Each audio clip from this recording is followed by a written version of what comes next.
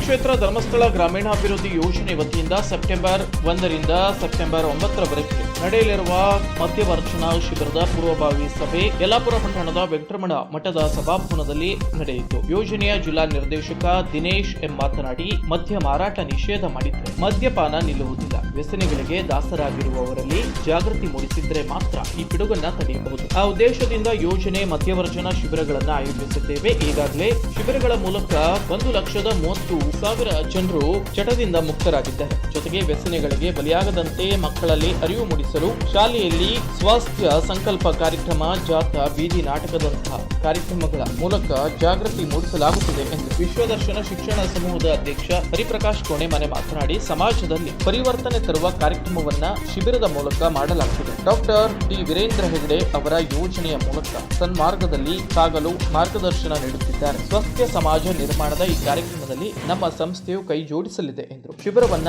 APMC ರೈತ ಭವನದಲ್ಲಿ ನಡೆಸಲು ಸಭೆಯಲ್ಲಿ ತೀರ್ಮಾನಿಸಲಾಯಿತು. ಶಿಬಿರದ ನಿರ್ವಹಣೆಗಾಗಿ ಸಮಿತಿಯನ್ನ ರಚಿಸಿ ವಿವಿಧ ಸಮಿತಿಯ ಗೌರವಾಧ್ಯಕ್ಷರನ್ನಾಗಿ ಶಾಸಕ ಶಿವರಾಮ್ ಹೆಬ್ಬಾರ್ ಹಾಗೂ ಅಧ್ಯಕ್ಷರಾಗಿ ಮುರಳಿ ಹೆಗಡೆ ಇವರನ್ನ ಆಯ್ಕೆ ಮಾಡಲಾಯಿತು. ಜಿಲ್ಲಾ ಜನಜಾಗೃತಿ ವೇದಿಕೆ ಅಧ್ಯಕ್ಷೆ ಗೌರಿ ನಾಯ್ಕ್ ಅಧ್ಯಕ್ಷತೆ ವಹಿಸಿದ್ರು. ವಿಕಾಸ್ ಬ್ಯಾಂಕ್ನ ಅಧ್ಯಕ್ಷ ಮುರಳಿ ಹೆಗಡೆ, ಸಂಕಲ್ಪ ಸಂಸ್ಥೆಯ ಸಂಚಾಲಕ ಪ್ರಸಾದ್ ಹೆಗಡೆ, ಜನಜಾಗೃತಿ ವೇದಿಕೆಯ ಡಿಎನ್ ಗಾಂವ್ಕರ್, ಬಸವರಾಜ್ ಕುಮದ, ಡಾಕ್ಟರ್ ರವಿ ಬರಗದ್ದೆ ಉಪಸ್ಥಿತರಿದ್ದರು. ಯೋಜನಾಧಿಕಾರಿ ಸಂತೋಷ್ ಎಎಸ್ ಸ್ವಾಗತಿಸಿದ್ದು, ರಾಜೀವ್ ನಿರ್ವಹಿಸಿದ್ದು.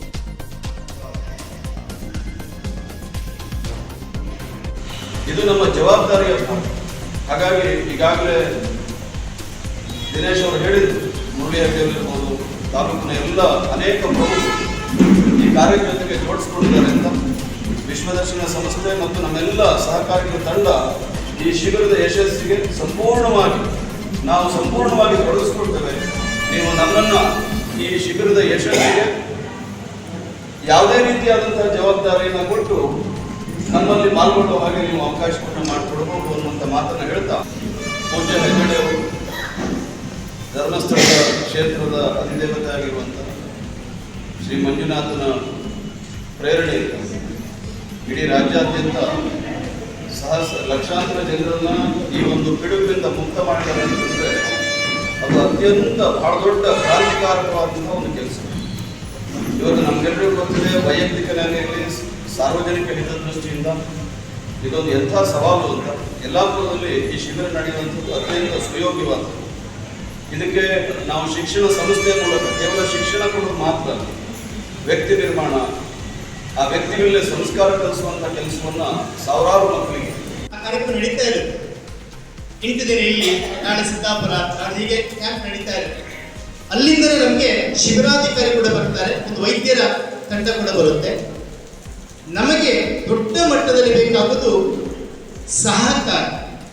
ಮೋಸ್ಟ್ಲಿ ಸಹಕಾರ ಅಂದ್ರೆ ಹಣಕಾಸಿನ ಸಹಕಾರ ಅಲ್ಲ, ಎಲ್ಲ ರೀತಿಯಲ್ಲಿ ಸಹ ಧನ ಸಹಕಾರದ ಜೊತೆಯಲ್ಲಿ ಅತ್ಯಂತ ಪ್ರೀತಿ ಮತ್ತು ವಿಶ್ವಾಸವನ್ನ ಈ ಶಿಬಿರಕ್ಕೆ ಕೊಡಬೇಕಾಗಿದೆ.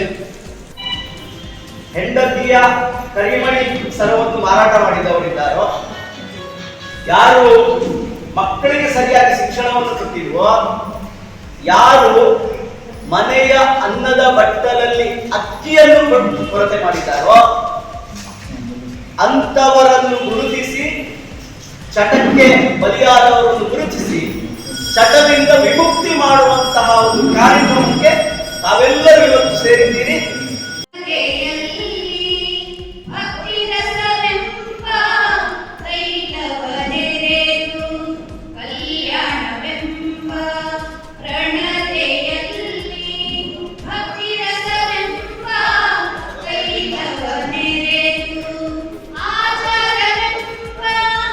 ವೀಕ್ಷಕ ಮಹಾಪ್ರಭುಗಳೇ, ನಮ್ಮ ಚಾನಲ್ ಅನ್ನು ಸಬ್ಸ್ಕ್ರೈಬ್ ಮಾಡಿ, ಶೇರ್ ಮಾಡಿ, ಪ್ರೋತ್ಸಾಹಿಸಿ.